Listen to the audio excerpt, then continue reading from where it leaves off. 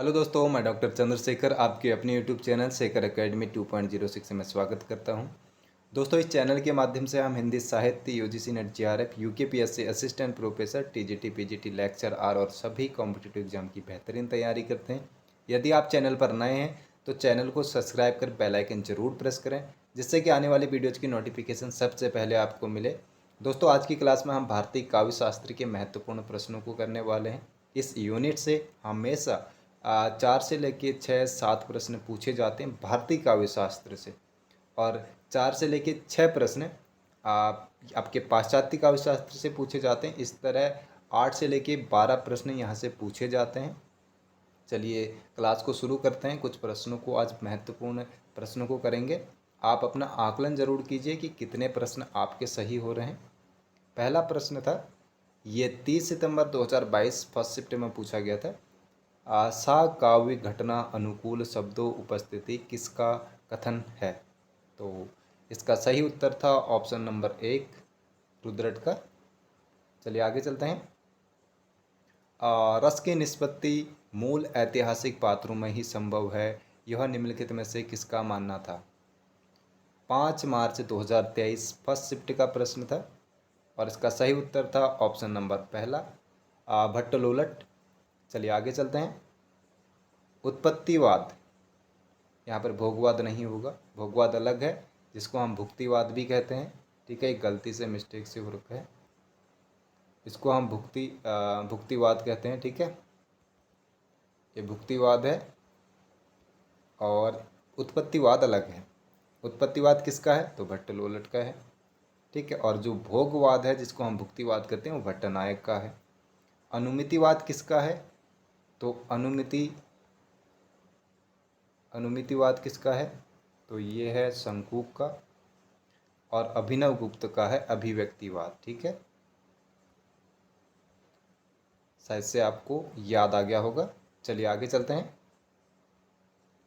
आचार्य छिमेंद्र ने काव्य के सूक्ष्म इति सूक्ष्म अव्यय से लेके उसकी विशालतम रूप को ध्यान में रखते हुए औचित्य के कितने भेद निर्धारित किए हैं?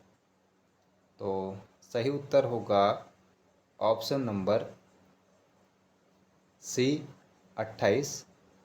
और ये भी 5 मार्च 2023 के फर्स्ट शिफ्ट में पूछा गया था। चलिए और आगे चलते हैं। पांचवा प्रश्न है, प्रतिभा के दो भेद हैं, कार्यति और भावित्री, किसने माने हैं? ये दो भेद किसने किए हैं प्रतिभा के? तो ये किए हैं राजशेखर ने, ऑप्शन नंबर दूसरा सही होगा। ठीक है, रुद्रट ने इसको शक्ति कहा है। प्रतिभा को क्या कहते हैं? शक्ति कहते हैं। और शक्ति के भी दो रूप, दो भेद बताते हैं, वो अगले प्रश्न में हम करेंगे।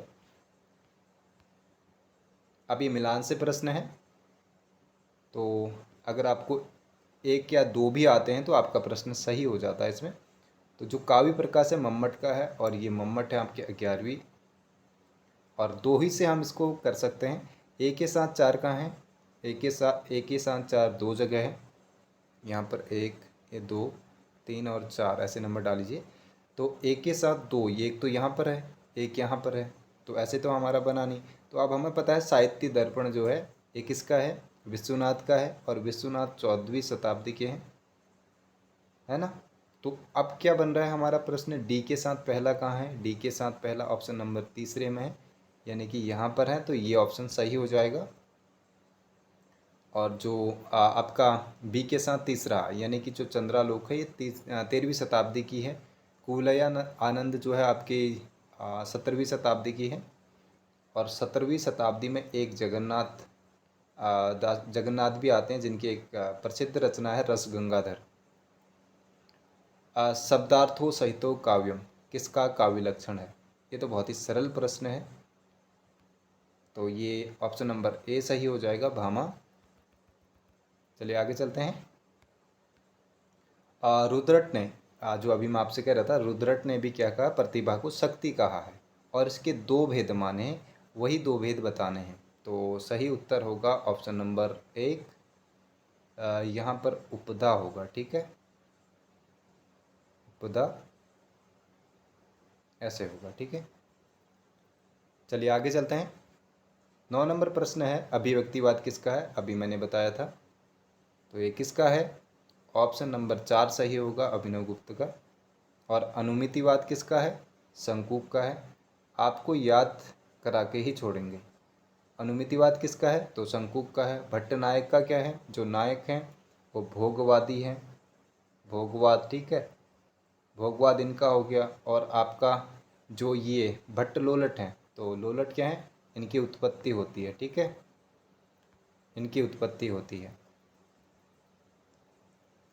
आपको ये याद हो जाएंगे जब आप इनको बहुत 3 से 4 बार, 7-8 बार, जितनी ज़्यादा आप रिवीजन में जाएंगे उतने आपको ये याद रहेंगे। अगला प्रश्न है 10वां, शरीरम ताव दृष्टा वछिन्ना पदावली, ये किसका का विलक्षण है? तो ये ऑप्शन नंबर ए सही होगा, ऑप्शन नंबर ए यानी कि दंडी का। चलिए और आगे चलते हैं। चंद्रालोक किसकी रचना है? चंद्रालोक नहीं, माफ़ कीजिए, तंत्रलोक। तंत्रलोक किसकी रचना है? तो तंत्रलोक आपके अभिनव गुप्त की है, ठीक है, ये रचना है। और जो इनका जो अभिव्यक्तिवाद है ये क्या है? एक सिद्धांत है, ठीक है, दोनों में कंफ्यूज मत होइएगा, एक सिद्धांत है। काव्य अलंकार 16 अध्यायों में जो विभाजित है ये किसका ग्रंथ है?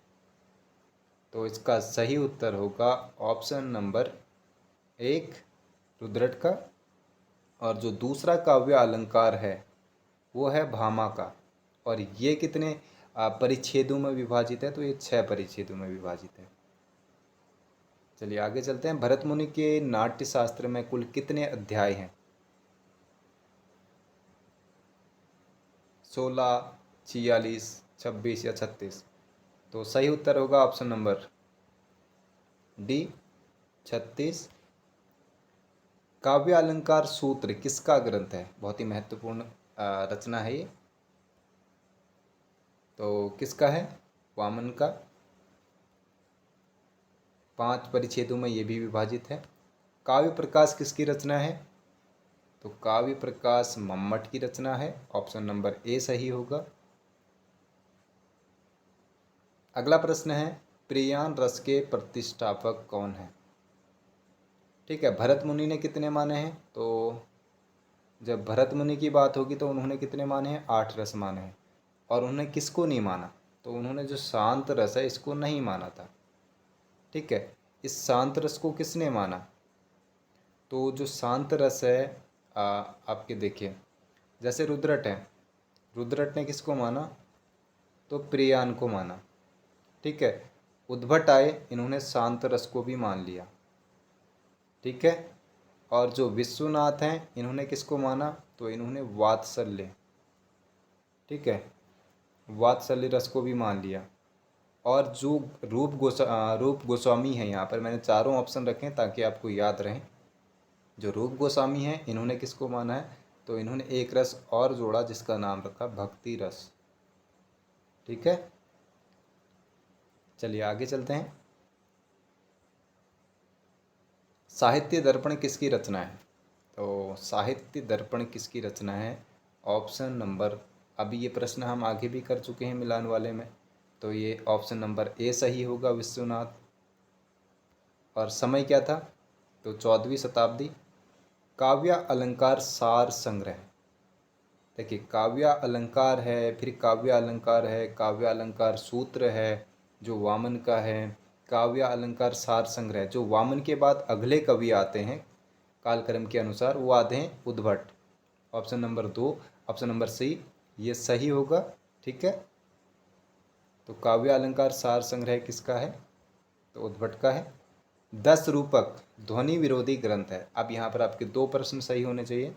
एक तो क्या है, ये ध्वनि विरोधी ग्रंथ है, और ये दूसरा किसका है? तो ये धनंजय का है, ठीक है। किसका है? धनंजय का, ऑप्शन नंबर सी सही होगा। चलिए और आगे चलते हैं। वक्रोक्ति को सभी अलंकारों का प्राण किसने माना? ठीक है, वक्रोक्ति एक अलंकार है, तो इसको किसने सभी अलंकारों का प्राण माना है? तो किसने माना है? भामा ने माना है, और जो वक्रोक्ति सिद्धांत है ये किसका है, तो ये कुंतक का है, ऑप्शन नंबर बी। ठीक है, अभी इतने ही प्रश्न, अभी इसमें 20 प्रश्न करा दिए हैं, और इसके कुछ प्रश्नों को और संकलित मैं कर रहा हूँ।